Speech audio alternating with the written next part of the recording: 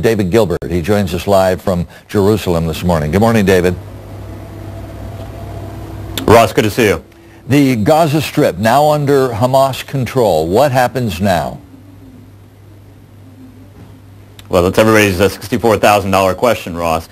The fact is Hamas today has been trying to consolidate their rule down there. There hasn't been so much fighting. Friday is typically a day where Muslims go to the mosques, and there's been a bit of a break in the fighting because of that.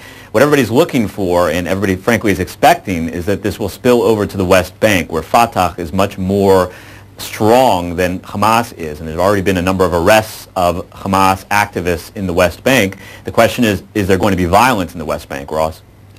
The president of the PLO disbanded the government yesterday. Actually Hamas is leaders of the government. How can President Abbas disband a government he doesn't control? Well, as the head of the PLO, he has certain executive powers which allows him to do things like this, where he's able to break up a government. Now, Ismail Haniyeh, who is the Hamas prime minister, has said that he doesn't accept that. He's still in charge in his mind. Hamas is fully in charge in Gaza. So what you're starting to see is a bifurcation. You're starting to see two different countries arise here. Gaza run by Hamas, some are calling it Hamastan, like Afghanistan, and you're seeing the West Bank run by Fatah. They're calling it Fatahstan.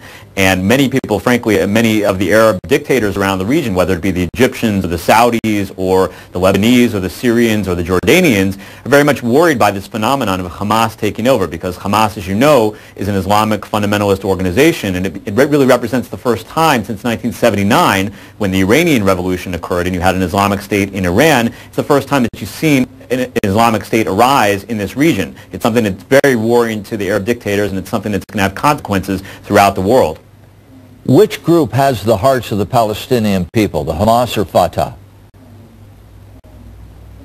Well, it's interesting. If you listen to what's going on in terms of people being interviewed in Gaza, many of the folks in Gaza, surprisingly, are talking about how great things were when Israel was there occupying the Gaza Strip.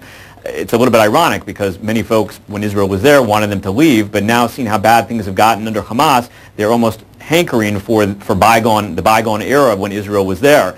Now, Fatah is certainly not popular in the least in Gaza, but Hamas has got a challenge there because things are very, very bad in Gaza. And if Hamas is able to start a fire into the economy and is able to return people to productive lives instead of focusing on destroying Israel, then they have a very real chance to win the hearts and minds of the Palestinians down there. If you were to do a poll today, I think you would find that the majority do support Hamas. After all, about 60% voted Hamas into government back in January of 2006, Ross.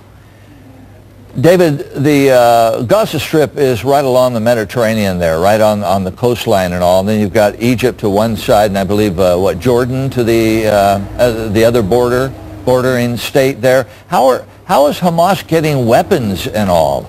I mean, where are they getting their weapons from? Well, for a number of years, Ross, the Palestinians, the Hamas and Fatah and others have had weapon smuggling tunnels that go under the border between Gaza and Egypt. They're well-known tunnels. They've been used for 20 years. Some of them, for a period of time, were used to smuggle prostitutes in, to smuggle cigarettes in. Now they're being used for missiles, rockets, heavy machine guns, and the like.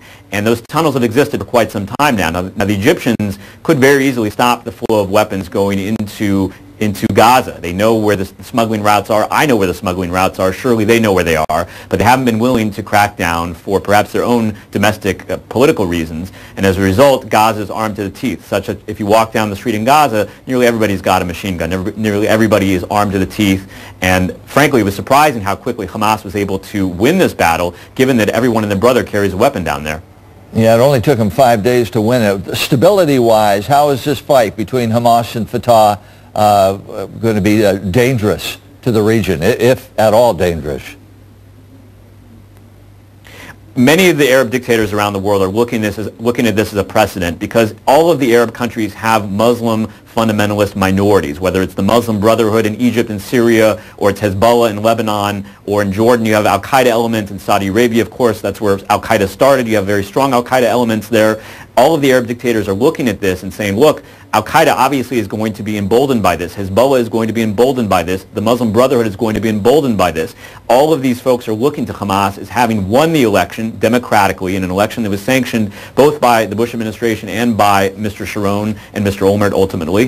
And they're looking at this as a way to seize power. They can either seize it through democratic means or they can do it with the gun.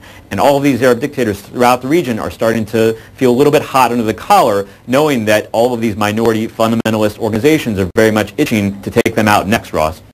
All right, David, thank you for talking to us this morning. Have a good weekend. David Gilbert is live from Jerusalem.